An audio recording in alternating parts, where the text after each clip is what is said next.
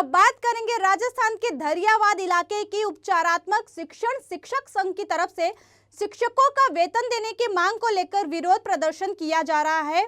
उपचारात्मक शिक्षण शिक्षक संघ ने बकाया भुगतान की मांग को लेकर आज शिक्षा मंत्री के नाम उपखंड अधिकारी धरियावाद को ज्ञापन सौंपा है। दरअसल सरकारी स्कूलों में रिक्त पड़े शिक्षक पदों के लिए कॉन्ट्रैक्ट बेस्ड सिस्टम पर शिक्षकों की भर्ती की गई थी। यह शिक्षक नवीं से 12वीं तक के छात्रों को सभी सरकारी स्कूलों में पढ़ा रहे हैं। इन शिक्षकों से 9वीं से 12वीं तक के छात्रों को विज्ञान और गणित का विषय पढ़ने के लिए घंटे के हिसाब से वेतन देने की बात राज्य सरकार की तरफ से कही गई थी। शिक्षक स्कूलों में पढ़ा तो रहे हैं, लेकिन उनकी तनख्वाह समय पर नहीं दी जा रही, जिसको लेकर शिक्षकों ने सिर्फ विरोध प्रदर्शन ही नहीं किया बल्कि अधिकारी को ज्ञापन भी सौंपा है। राज्य सरकार की योजना में पिछले 2023-24 में हमने काम किया था, जिसका भुगतान अभी तक नहीं हुआ है और इस बजट में हमारा भुगतान शीघ्र करने की मांग हमने की है और मुख्यमंत्री के नाम से उपखंड अधिकारी को हमने ज्ञापन दिया है। और हमारे अगर 10 दिन के भीतर अगर पैसा नहीं आया तो हम उग्र आंदोलन के रूप में हम सड़कों पे उतरेंगे।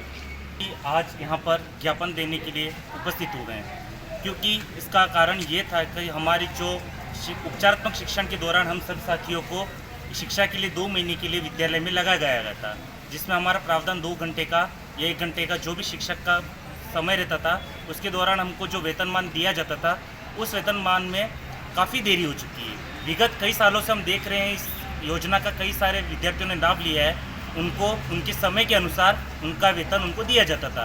मार्च में ये शायद पेमेंट आ जाता था, लेकिन इस बार इस सरकार की बिल्कुल ही निंदा था। क्या करें, हम इस बात पर ध्यान देते हुए बता रहे हैं, सरकार को अवगत कराना चाहते हैं कि ऐसे कई बेरोजगार हैं जो इस आस पे बैठे कि हमारा पेमेंट आएगा और हम आगे की शिक्षा को सुचारू रूप से चला पाएंगे, लेकिन सरकार का हमको एक तरह से नज़रअंदाज कर दिया गया है। कोई तरीके से किसी भी तरीके का हम पे कोई भी एक्शन न लिया गया है। हमने कई अधिकारियों को चेताया है, विधानसभा क्षेत्र के हमारे एमएलए साहब को या फिर और भी कई अधिकारी है जहाँ तक हमने बात पहुँचाई है।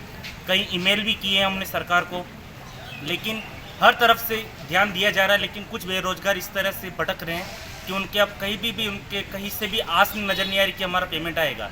नई शिक्षा नीति लागू हो गई है, नया सत्र चालू हो गया है, लेकिन पिछले सत्र का अब तक कोई बजट का हमारी तरफ से या फिर सरकार की तरफ को हमारे लिए कोई भी किसी भी प्रकार का एक तरह से कुछ भी उपयोग में नहीं दिया गया।